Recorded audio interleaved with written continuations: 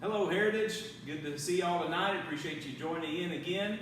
We are here, as you can see, with Brother Jack and Sister Margaret for our interview tonight, and excited and appreciate y'all taking out the time to sit and do this with us, and excited about hearing what you have to say and giving us your interview. Yes. Tell us, Brother Jack, where you were born and raised. I was born in Colorado Springs, Colorado, but only lived there for 4 months, and then we moved to Denver when I was 4 months old. And I grew up in Denver my whole childhood, northwest side of Denver, and had a wonderful, it's a beautiful place to grow up, and had a good time. And then when, once I graduated high school, I joined the Air Force to see the world, and never got outside the States, but that's a long story we don't have time for here probably. But in the Air Force, I was in motion pictures and television, so this is all old for me. This is real fun to be able to be in television again, but I made training films and, how to fly the aircraft and different safety things, and so, I don't know. Yeah, that's good. Where were you born and raised, Miss Margaret?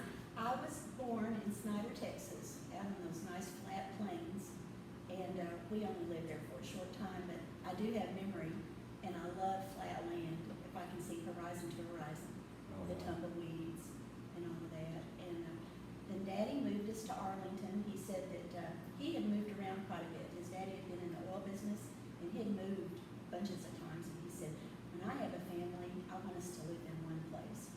And so we moved to Dale Drive in Arlington, Texas, and I went all the way through high school, or elementary, high school, in the same house. We lived there, Mother and Daddy lived there for 50 years. Wow. And was raised in Arlington and went to high school and had a great experience. School was fun for me, and but I wasn't saved then. And I always admired the people that were, but I was into the drama. That's what I liked. And then I went to school at North Texas, and got an education major and English minor, and wanted to do more drama and stuff like that. So That's good. journey. That's great. Well, tell us, Brother Jack, and I guess just kind of summarize, like I know there's a lot in there, but we'll start with you, then we'll go to you, but kind of give us an overview of your journey from high school to Heritage. Okay, well, I got to go back a little ways. My mom ran out on our family when I was 12, and devastated me because I was the youngest of 5, and I was my mama's pet. When she left, it was just terrible. No one knew what to do with me, so my oldest brother started taking me to church. And that's where I first heard the gospel, first heard that Jesus loved me, and I didn't think anybody loved me then. It was good news to hear that Jesus loved me, and Amen. after a couple of weeks, I don't remember exactly how long, going to church, I went down and asked the Lord to save me, and I believe that, I meant it, I was sincere, and I believe the Lord really saved me then. But, through various things, I sort of drifted all through high school, and got into all the worldly things. And so, like I said, as soon as I graduated high school, I was, by then I was the last one, the only one home. It was just me and my dad, and I kind of got the idea my dad was ready for me to go to. So I joined the Air Force. I didn't want to have him to have to pay for me to go to college. My big plan was to go earn money in the Air Force and then go to college. But when I got into the Air Force, you get scared. You're just an 18-year-old boy. You thought you were so cool and tough, and you get into the military and you find out you're nothing. And I started asking the Lord to help me again, and I would, pray what they call foxhole prayers, foxhole conversions, and then I would kind of forget. That went on for my first year in the Air Force, and I would make the Lord all kinds of promises I couldn't keep. And then after I had been in for about a year, but when I got out of all my training, I got sent to my permanent station in Fort Worth. And I was there, you know, making training films and things. And I started drinking again. And every time I would drink and get all more drunk, I would say, I can't do this. I got to quit doing this. And finally I realized I had no control over myself. I wasn't, you know, I needed something, and I prayed, and I said, well, you know, it's not that I can't tell the story, I just don't know how long I can go. I don't want to get too deep into it, but Right. I will say I told the Lord, let's see, well, it got to be Christmas time, and it was my first Christmas away from home, and I got real depressed and sad, didn't have enough money to go home to Denver, and let's see, I want to just make sure I get the timeline right. It was right after Christmas. It was sometime between Christmas and New Year's. I did my usual prayer that I would usually pray. I said, Lord, I really can't serve you here. Everybody knows what I am. I'm a terrible person. And I'll have to wait, you know, in the Air Force, you're always being sent somewhere else. I said, I'll have to wait to wherever I get going next. And when I get there, I'll serve you. And the Lord just spoke to my heart, and he said, you're going to keep saying that, and you're going to get to the end of your life and never have served me a single day. Mm. And, you know, to have God speak to you directly like that is just shocking and mind-blowing. And I got up the next day, I went to the only Christian that I knew. I said, I need directions to your church right now. Mm. And so he gave me directions to his church, and I got up that Sunday, and I walked into church, and I could tell I was where I belonged, and everyone told me they loved me, and I just got back in church and started serving the Lord. Amen. And how did you hear about, I guess it was Community Baptist? Yeah. Well, you're kind of jumping ahead, because that's after Margaret and I were married. I see. And Mike Anderson was our home group leader. We had Wednesday nights, we had home group. The whole church didn't get together, but Mike had heard about, Brother Otwell was going through the big battle with the state about the boys' home, and you know, people were coming from all over the country to try and help Brother Otwell. So all the men from our home group went down to the church, and you know, the Community Baptist, and they were having church every night. So I think it was on Wednesday night though, because we went there instead of having regular home group, or it might have been Thursday. But anyway, here we park, and there's just people everywhere, and we walk up to the church, and somebody said, who are you, or something, you know, and I said, and Mike was already inside. So one of the other guys said, well, we're here to go to church. And the guy goes, I got to have a name or you can't get in. And they said, we're here, Mike Anderson sent us. And he goes, okay, you can come in. It was a real strange experience trying to get into church that way. It really was. But we went in, and I wish I could remember exactly, either Brother Otwell preached or Brother Dixon was preaching.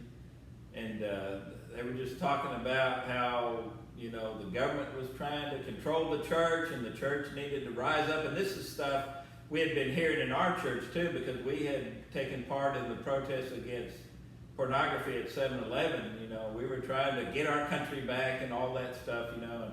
And I thought, this is it. This is what we've been talking about, you know. And I got all excited, and when it was over, all the other guys, they were all scared to death. They said they didn't understand it, and they didn't get it, so they went, you know, back. But I finally found Mike, and we started talking, and so we left our church and joined Brother Otwell's church, and got involved in the battles. Been here ever since. Yeah. Do you remember what year that was? That was 86. 87. Yes, 86. Yeah. Well, that's great. That's great. And we'll come back to how y'all met. Kind of give us an overview of your journey, I guess, if you would say it like that, from high school or college to Heritage. Well, in high school, I was just inspired, you know, in drama, and that's what I wanted to do. And, you know, a while back I said that I wasn't saved. My parents took me to church. My mother and dad took us to church, and I had a sense of morality. But as far as hearing the gospel, I really didn't. And so, you know, you're kind of selfish. You just want your own, you want to do what you want to do. And So I don't know if my parents were really pleased with my college, because I told them I really wanted to be a professional actress. I always thought that I probably would do that because I'd been successful in contests and stuff like that in high school. You know, the teachers build you up, but it just wasn't, I don't know, I just couldn't get there. Right. And in college, I had a fairly good experience, but it was kind of party, you know, and did a lot of plays and theater and met all kinds of people. Just in theater, I was exposed to the real, in school I was exposed to the real type of people, you know, that are in drama, and the teachers and everything. You do RoboCop.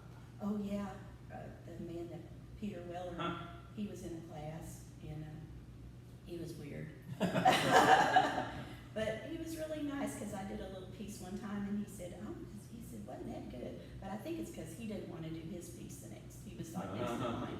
So anyway, that's quite a claim to fame to know RoboCop. Yeah, pretty good. Anyway, so first year out of college, I got a job at Skyline High School in Dallas. It's a magnet school, and it seemed like it was going to be a dream job. They had a beautiful stage, and the whole year was before me, but I don't know, I really struggled. I enjoyed the kids so much. I had, you know, you have 150 kids every day, and it was great, and I had great kids, all kinds of kids. I wasn't used to multicultural, and that was first taste of all kinds of religions, all kinds of kids, all kinds of backgrounds, and it was really fascinating just to be with them. And I muddled through, you know, and got through that. And I was at a place where I could bring in public speakers into my classroom, and I brought a man that had been, I had worked with him in you know, there's all kinds of theater in Dallas, and every once in a while you can go get a little part and say that you did something. And I had met him, and I thought, well, you know, he's kind of changed since college, because he was so silly and, you know, just a little effeminate. But when I re-met him in the play, he was just so masculine and nice. I thought, he's really kind of changed, and I would trust him with my kids, because you don't want to bring in a bad influence, you know, into your classroom. So we had a wonderful day. He came and did, you know, a little deal with the kids. So he just stayed with me all day, and we went to lunch. We had a really nice teacher's lounge in the lunchroom, and I was talking to him, we're sitting there eating lunch, and I said, Russ, you have changed. Tell me why you changed. And he just looked at me and goes, well, Margaret, Jesus Christ is in my life now. And that hit me like a ton of bricks. I started crying, and he didn't know what to do. I just went, that's just great. That's just wonderful. And I thought, Jesus is real. Yeah. All my life it had just been church on Sunday, play the rest of the time.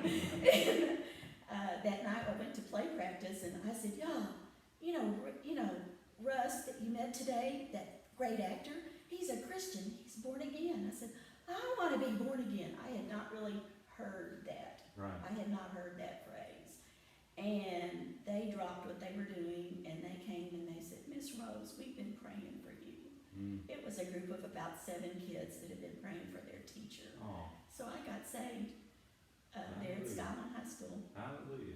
It was great, and went back to the Methodist church, and everybody knew I was different, and started meeting the Christians in the church, and saw that this Methodist church had it all to begin with.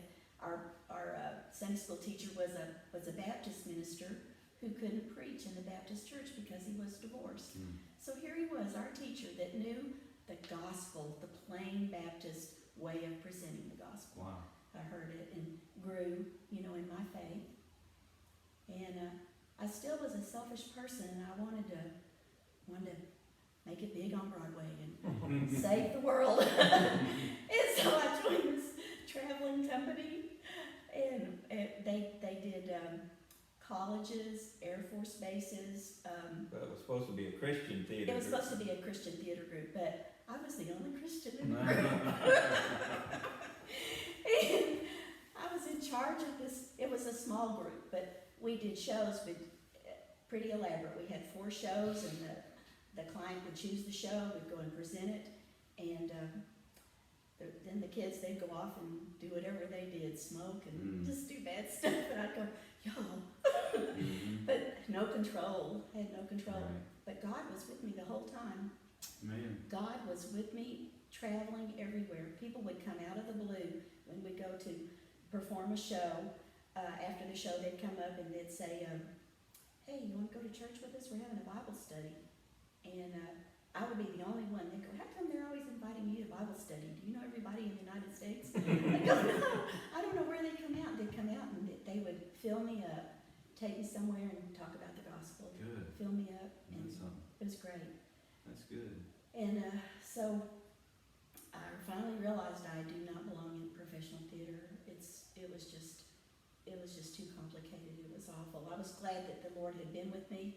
All this time I was being strengthened and taught, you know, Margaret, you got to die to self. Yeah. That's pretty much fundamental. So I really didn't learn that lesson until I became part of the Cornerstone. And I wanted to find a church that was, you know, open to, not really Methodist, but had more, you know, Right. more substance to it. So that's really when I joined, started to grow, and they had a little theater group, which filled the longing to do Yeah. theater. It was great, and great Christian leaders, Rich and Penny Peterson, great group, and we had a good time. And I think I remember the first Sunday Jack came to church. He says he didn't even meet me until we all went on a youth group to Colorado, but I think I remember him walking through the door and just saying, well, that's nice, you know, we have some people from the military coming out. And he got involved in drama.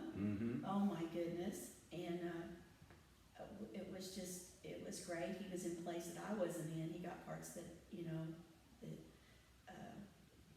did extra stuff. And he was always helping, because we had to set up the chairs, we had to fix the costumes, we had to get the makeup room ready. There was so much to do, and Jack was always there helping. So that's where y'all met, was there, drama brought y'all together. Right, drama brought us together. Well, that's great. Well, actually, we met, every year the church would go to Colorado, up to Estes Park, and whoever could get away would go, you know, and this was, you know, I had gotten back in church the first Sunday of January, 1981, that's how I remember it, because it was right at the first Sunday after New Year's. But this was, you know, maybe March or April, that's when they went to Colorado, so I'd only been in church for about 4 months. We went up to Estes Park, and I was able to use it. I took 2 weeks. I went and spent a week with my dad, and then the church was up at Estes Park for a week. And so, you know, while they were up there, me and my best friend from high school, we went up there to meet everybody, and we were all, you know, just sitting around the camp at Estes Park. And somebody said, "Let's go to Central City."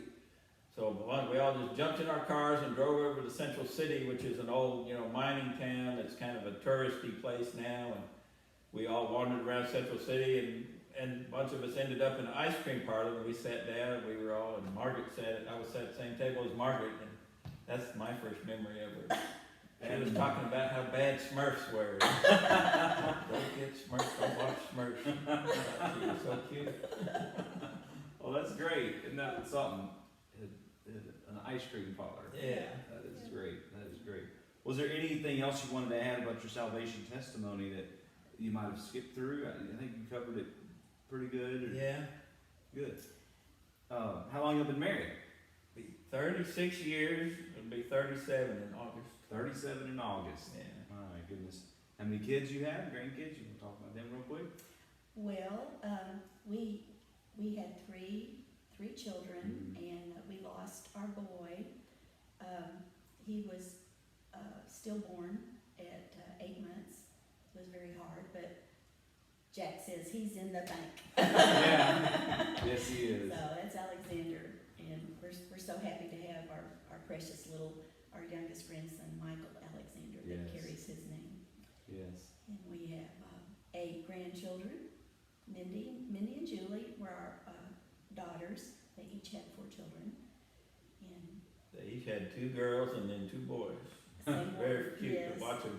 Girl, girl, boy, boy, girl, girl, boy, boy. Yeah, Yeah. beautiful too. We're so proud Beautiful of all of family. them. Yeah, it's Yeah. the greatest thing in the world. Some interesting things that y'all did cover. I just want to make sure we didn't skip them though. Is Brother Jack was in the Air Force. Oh, yeah. Y'all did hear that, but also interesting. And if you got time, you can just sit down, just let him tell you the story. But he backpacked Europe a couple times, which is really. Yeah.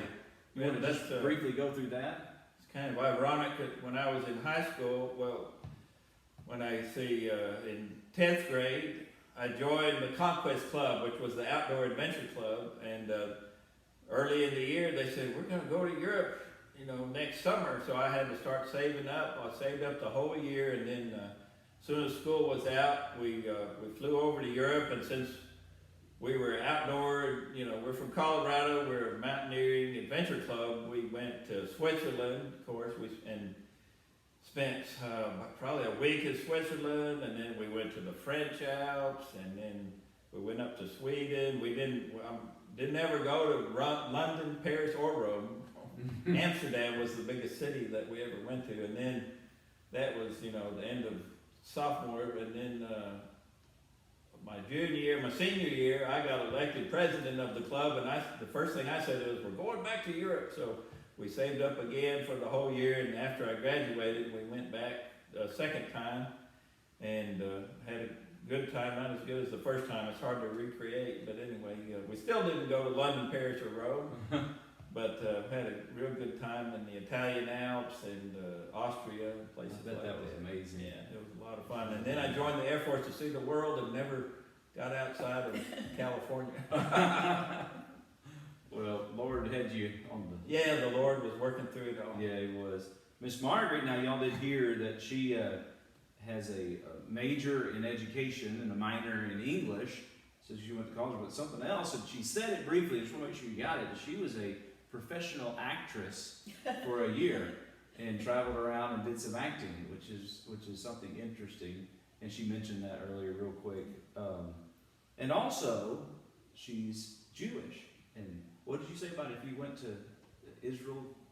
Yeah, if your mother is Jewish, you're accepted by the by Israel as being Jewish. I could serve in the army. Right. You'd be considered an Israeli if you yes, went over Israeli. there. Right. Yeah. That's something. And that's because my daddy married my mother. He met her. He served in the war in World War II. He was stationed in Cairo, Egypt, and mother was a radio operator, a telephone operator there in Cairo, and they met and married, and then came back to the States and had their family. So mother's family's Jewish, and that was right during the Exodus, when they had kicked all of the Jews out of Cairo and put them on that boat. There's a famous movie with Paul Newman called Exodus, and it's the story of how Israel didn't want them because it was a Palestinian state, Right. and how they fought, to the Jews belonged there along with the Palestinians. They wanted to be a part of that. Right. So mother's family was part of that. I don't think they were on the boat, but they wound up in Israel. And that's something. And so my grandma and grandpa, mother came from a family of 3, 2 girls and a boy, and the sister has passed away, and my uncle is the surviving relative there in Israel. That's something.